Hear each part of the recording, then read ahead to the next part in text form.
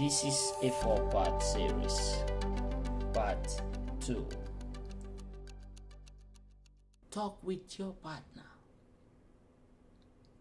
but always keep clear mind about where you're coming from. You remember when you first met, the first time you saw her? You remember the first time he started looking at you? You were like, oh man, he's the one, she's the one, she's right, I am right, we are right, we are okay. If I'm with him, everything will be fine.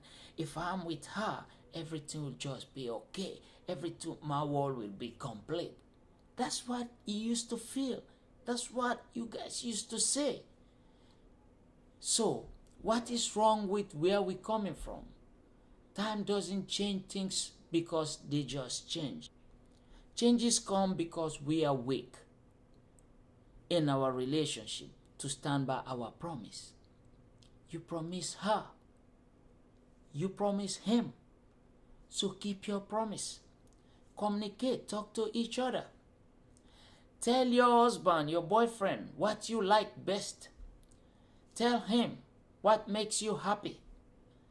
Tell him what turns you on. Speak to her. Ask her questions. Try to know where she's coming from. Why you love this? Why you love that? Oh, is that what you love? Talk about these little things. Why you don't like spicy food? Why you like spicy food? Talk about these little things. You may sound talkative sometimes, but if you don't say, nobody knows. If they don't know, they are never wrong. So let's talk, let's communicate.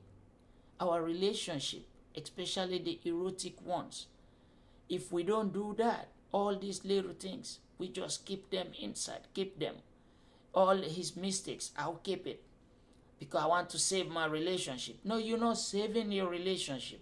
You're transforming your relationship into a walking bomb. When the day comes for your relationship to explode, it's going to blow you in a way that you cannot even understand. And there will be no coming back from it. So, the reason why most times we fail is because people don't talk anymore. I always say this because I believe in it. I've seen it work. You know where I saw that? Me. I would challenge anybody. My relationship, I'll say it to you, I'll say it to her, and I will always stand by it because I know in my relationship, whatever I do is my choice and it's my responsibility. So if I fail, that's my responsibility. It's not her responsibility. I will always remember the good things, where we started, where we're coming from. That's how you keep your relationship. It doesn't mean that good things will never come to an end. What is good and sweet than life? Life come to an end. So everything in this life have an expiration date. But before that day come, you always make sure that you make use of each and every day. Every day count, people. In whatever relationship you are in, you have to take advantage. Make good use of every day. When the people you love walk in from a day's job or from a very long and exhausting assignment, always try to look at something, the good about them, compliment them, remind them about the good things they do. Try to catch them in the action where they're doing something good. Tell them about the good. Let them know you understand. Let the people around you know you really appreciate the good they are doing, their contributions. Let's compliment each other. Stop bossing each other. Your wife is not your servant. Your wife is your friend.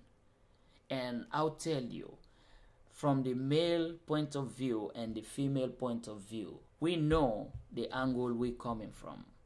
Physically, men are, like the machos always. Please don't use that macho, that lion, attitude on somebody or someone who is looking up to you.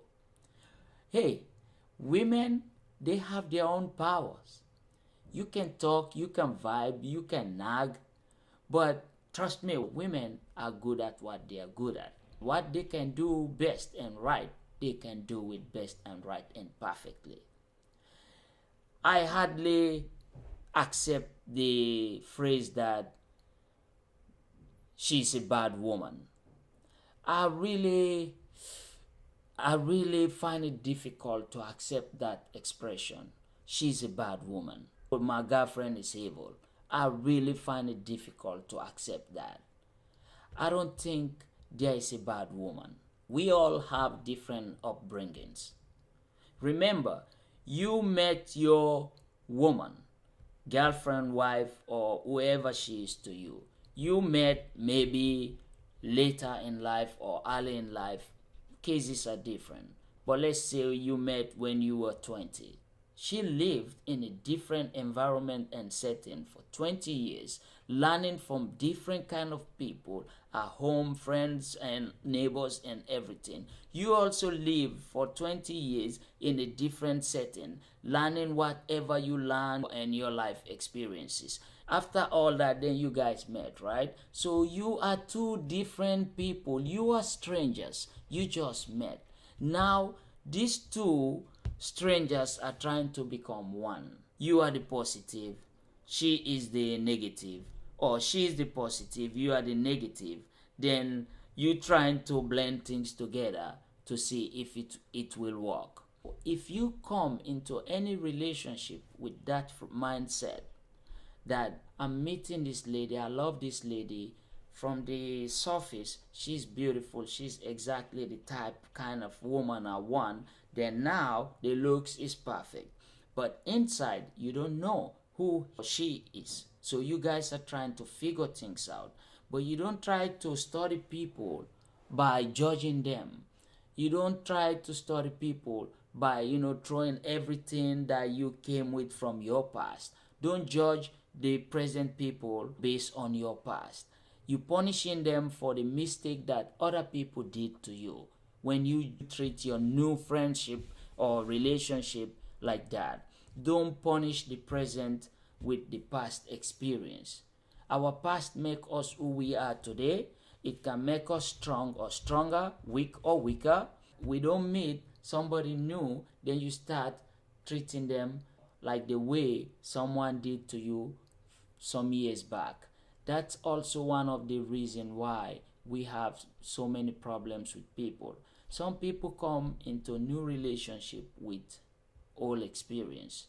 And in the new relationship, some people never stop talking about their past experience, which is very wrong. To be continued.